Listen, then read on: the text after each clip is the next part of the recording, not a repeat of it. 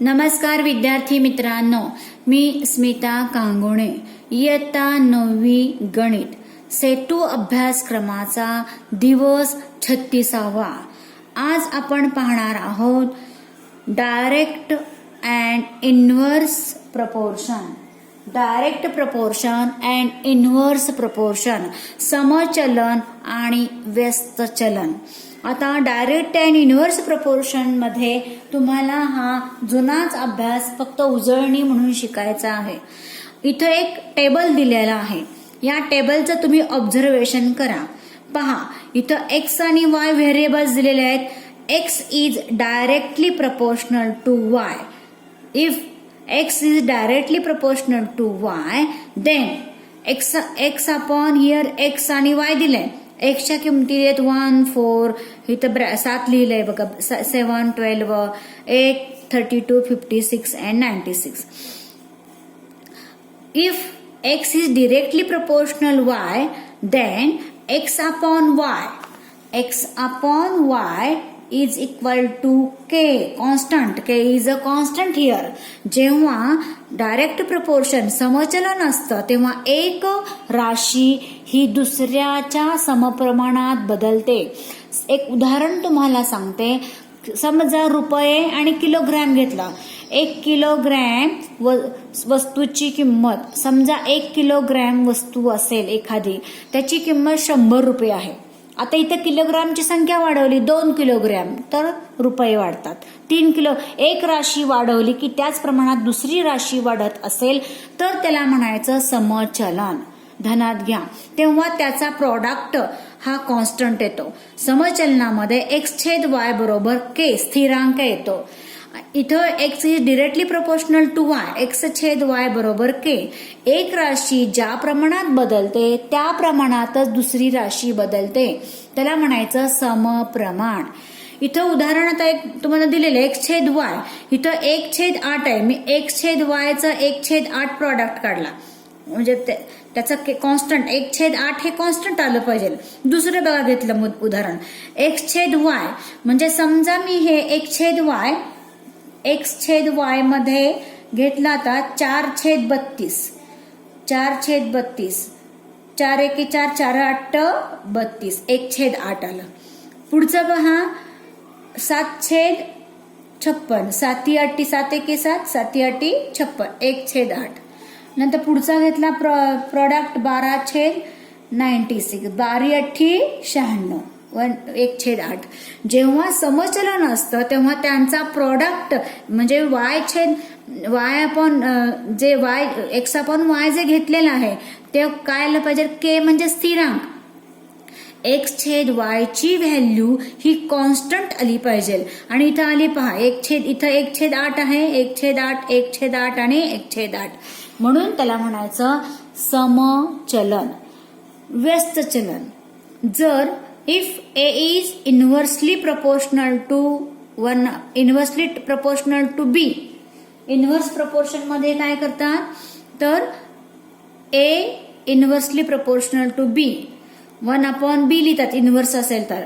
a inversely proportional to b असेल तर, जर असं असेल तर a गुणिले b बरोबर कॉन्स्टंट असतं। a गुणिले b ची किंमत कॉन्स्टंट येते। आता इथं ह्या सारणीमध्ये बघा a is inversely proportional to b, 20/6। आता 20 आणि 6 आहे, a ची किंमत 20 आहे, b ची 6 आहे। 20 गुणिले 6 केलं तर किती येतं किंमत, a इंटू b, तर मी एक सारणी वाढवते, a इंटू b केलं तर 120। पुन्हा a इंटू b तर किंमत केली 12 गुणिले 10 120, 60 गुणिले 2 120, 40 गुणिले 3 120। इनव्हर्स प्रपोर्शन मध्ये त्यांचा a गुणिले b घेतलं तर येणारी किंमत ही कॉन्स्टंट असते। इनव्हर्सली प्रपोर्शन मध्ये कसं असतं, एक राशी वाढली तर दुसरी राशी कमी किंवा जास्त होते। उदाहरण तुम्हाला सांगते, एका पुस्तकामध्ये 100 पानं आहेत। रोज जर 5 पानं वाचली तर ते पुस्तक, समजूया आपण एका पुस्तकामध्ये 100 पानं आहेत, रोजी 5 पानं वाचली तर ते पुस्तक पूर्ण करायला काही दिवस लागत असेल, समजा आता 100 आणि भागिले 5 केले तर किती येतं पहा. 100 भागिले 5 म्हणलं तर रोज 5 पानं वाचली तर आपण 100 भागिले 5 केलं तर उत्तर येतं 20 दिवस. समजा मी 10 पानं रोज वाचली तर दिवसांची संख्या वाढेल का कमी होईल, दिवसांची संख्या वाढते का कमी होते बघायचं आणि त्यानुसार हे समप्रमाण का व्यस्त प्रमाण पाहायचं. आणखीन एक उदाहरण सांगतो तुम्हाला. एक शेतामधील तण काढायचं असेल, मजुरांची संख्या वाढवली तर कामाचे दिवस कमी होतात. मजुराची संख्या कमी केली तर कामाचे दिवस वाढतात. याला म्हणायचं व्यस्त चलन किंवा इन्व्हर्स प्रपोर्शन. आणि इन्व्हर्स प्रपोर्शन मध्ये if A is inversely proportional to B, then A into B is equal to K. K means constant किंवा M पण कॉन्स्टंट येऊ शकतो. इथं या उदाहरणामध्ये तुम्हाला दिलेलं आहे. M म्हणजे प्रपोर्शनचा कॉन्स्टंट असं म्हटलं जातं. इथं एक उदाहरण दिले बघा, तुम्हाला सोडवून दिलेली उदाहरणं सांगते, समजावून मग पुढे जाते. If M is directly proportional to N, M is equal to 154, then N is equal to 7, N is equal to 14, then M काढा. आता कसं दिले बघा, जर M समप्रमाण N, M is directly proportional to N, जर M ची किंमत 154 आहे, N ची 7 आहे, तेव्हा आणि परत यांची दिलेली आहे आणि M ची काढा म्हटलं. आपल्याला माहितीये M is directly proportional to N, M is equal to K into N. K is a constant म्हणजे काय येतं, M is equal to K into N किंवा M upon किंवा काय मी सांगितलं M upon N is equal to K असं पण लिहिलं तर चालतं. M upon N is equal to K means आता मी ह्या किमती लिहिल्या 154 छेद N ची किंमत 7 आली. 7 एके 7, 7 दुने 14 आणि 7 दुने 14 म्हणजे K ची किंमत किती आली इथं 22. बरोबर आहे.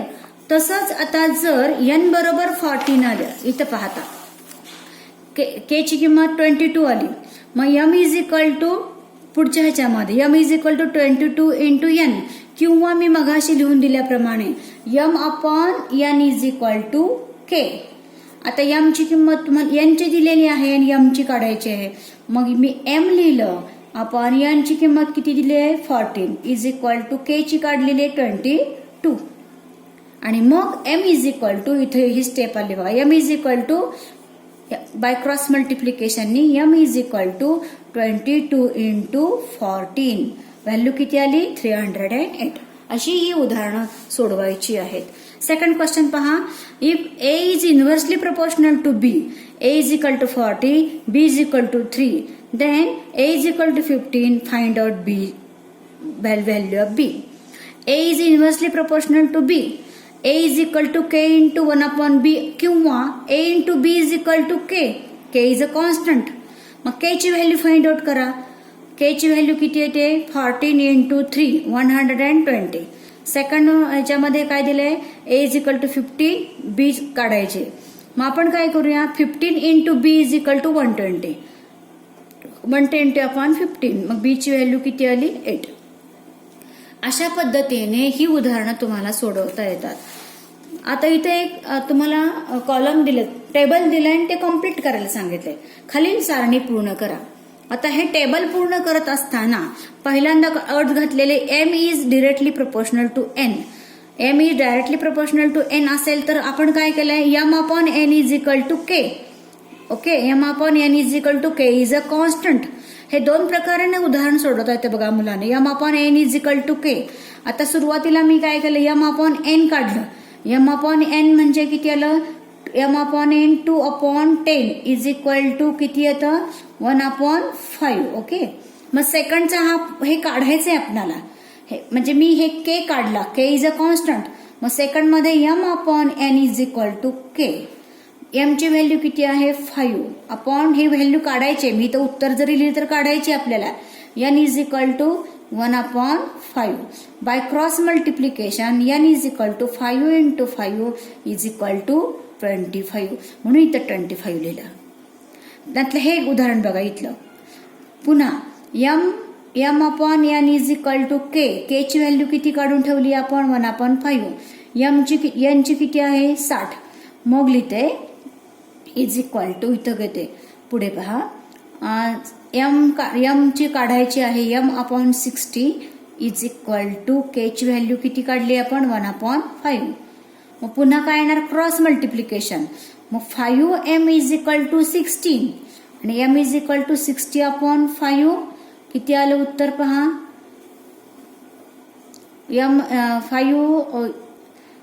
m इज इक्वल टू 60/5 भाग लावला तर 5 1 5 5 2 10 म्हणजे 12 आलं. आणि अगदी असंच हे काढायचं 1890 सारणीमध्ये भरायचं. m/n is equal to k करूनच ही पण उत्तरं तुम्हाला काढता येतील. म्हणजे याचा कॉन्स्टंट आधी फाइंड आउट करायचा आणि ही उदाहरणं सोडवायची. सेकंड क्वेश्चन बघा. x is inversely proportional to y then x find out. आता हे सारणी पहा पहिलं इथे सोडून दाखवतो. x into y is equal to k. k is a constant. मग पहिलं घेतलं मी 4 into 25 is equal to 100. k ची व्हॅल्यू किती k इज इक्वल टू 100. आता हे काढते y ची माहित नाही किंमत y ची किंमत माहित नाही मग मी काय केलं x into y is equal to 100. k ची किंमत माहित आहे मग x ची किंमत 5 into y is equal to 100. y is equal to 100/5 y is equal to 20 इथं म्हणून 20 लिहिलं. नंतर हा क्वेश्चन घेतला x into y is equal to 100. k ची किंमत 100 आहे मग इथं किती दिलं x माहित नाही x इंटू y ची किंमत 10 is equal to 100. x is equal to 100/10 answer आलं 10. इथं पहा x into y is equal to k. x into y is equal to k ची किंमत माहित आहे 100. x ची किंमत 50 इंटू y ची किंमत माहित नाही 100. y is equal to find out y is equal to 100/50. y is equal to 2 म्हणून इथं y इज इक्वल टू 2. अशा पद्धतीने ही उदाहरणं तुम्हाला सोडवता येते. Direct proportion and inverse proportion समचलन आणि व्यस्त चलन.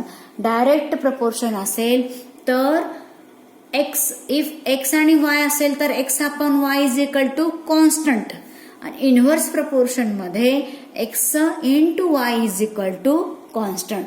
अशा पद्धतीने व्यवस्थित तुम्ही ही उदाहरणं वहीमध्ये सोडवायची आहेत आणि मला उत्तरं द्यायची आहेत. विद्यार्थ्यांना उदाहरणं वहीमध्ये सोडवून झाल्यावरती मला रिप्लाय द्या.